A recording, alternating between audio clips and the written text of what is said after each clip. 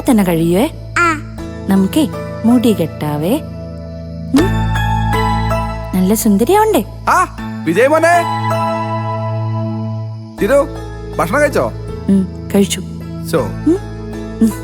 ഇന്ന് നീ കൈകൊണ്ട് വിളമ്പി തരുന്ന ഭക്ഷണം കഴിക്കാൻ കൊതിച്ചു വന്നതാ ഞാൻ വന്നിട്ട് നീ എന്താ അങ്ങോട്ട് വരാറുന്നത്? ഞാനിവിടെ മക്കളുടെ കൂടെ ആയിരുന്നു, അതാ വരാഞ്ഞ്. നാലോ ഒന്ന് വരായിരുന്നു. ഭർത്താവ് ജോലി കഴിഞ്ഞ് ക്ഷീണിച്ച് വരുമ്പോ വാതുക്കൽ സ്നേഹത്തോടെ സ്വീകരിക്കാൻ നിൽക്കുന്ന ഭാര്യയെ കാണുന്നതാണ് ഒരു സന്തോഷം. അത്തരം ഫോർമാലിറ്റീസിന്റെ ഒക്കെ ആവശ്യമുണ്ടോ? അല്ലെങ്കിൽ തന്നെ നമ്മള് പുതുമണവാളനും മണവാട്ടിയൊന്നും അല്ലല്ലോ. അത് ശരിയാ.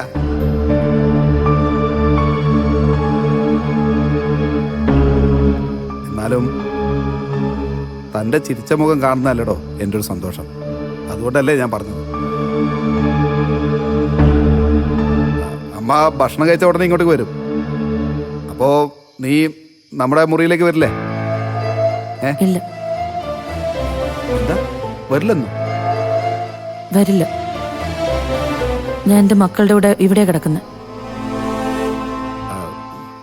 എടോ, മക്കളുടെ കൂടെ അമ്മ കിടന്നോളൂ. ഇത്രയും ദിവസം അങ്ങനെ ആയിരുന്നില്ലേ? ഇത്രയും ദിവസത്തെ പോലെ അല്ലല്ലോ ഇന്ന്. ഇപ്പൊ ഞാനിവിടെ ഉണ്ടല്ലോ. എന്റെ മക്കളുടെ കാര്യം ഞാൻ നോക്കിക്കോളാം. അപ്പൊ എന്റെ കാര്യം? വിനയേട്ടന്റെ കാര്യങ്ങൾ നോക്കേണ്ടത് ഞാനല്ലല്ലോ, അത് വിനയേട്ടൻ തന്നെയല്ലേ.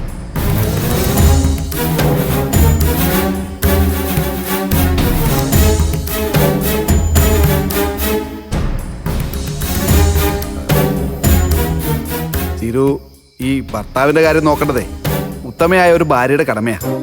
ഇത് ഞാൻ പറയുന്നതല്ല, കാരണവന്മാരായിട്ട് പറഞ്ഞു വരുന്നതാ. എന്നേക്കാൾ പ്രായമുള്ള ഭർത്താവിന്റെ കാര്യങ്ങൾ നോക്കുന്നതിനേക്കാൾ പ്രാധാന്യം തിരിച്ചറിവാകാത്ത എന്റെ ഈ മക്കളുടെ കാര്യങ്ങൾ നോക്കുന്നത് തന്നെയാ.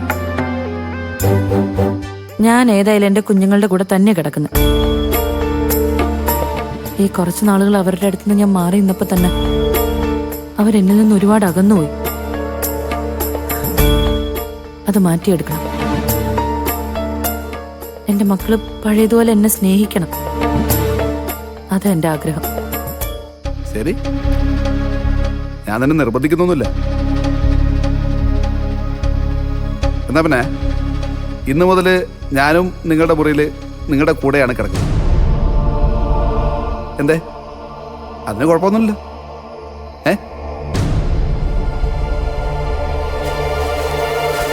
എവിടെ പായവിടെ? അല്ല, വിനേട്ടൻ എന്തിനാ പായിട്ട് നിലത്ത് കിടന്ന് ബുദ്ധിമുട്ടുന്ന? സുഖമായിട്ട് മുറി പോയി കിടന്നൂടെ? എടീ, എന്റെ സുഖവും സന്തോഷമൊക്കെ എന്റെ ഭാര്യക്കും മക്കൾക്കും ഒപ്പം. നിങ്ങൾക്കൊപ്പം നിൽക്കാൻ കുറച്ച് കഷ്ടപ്പെട്ടാലും എനിക്ക് കുഴപ്പമൊന്നുമില്ല. പാലടച്ചേക്കാം അല്ലേ?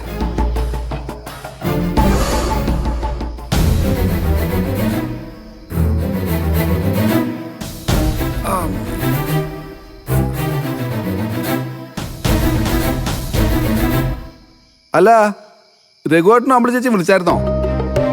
ഇല്ല. എന്തേ? ഏയ്, വെറുതെ അറിയാൻ വേണ്ടി ചോദിച്ചതാ. അവര് വിളിച്ചില്ല, ഞാൻ അങ്ങോട്ടും വിളിച്ച് കാര്യങ്ങൾ തിരക്കിയില്ല.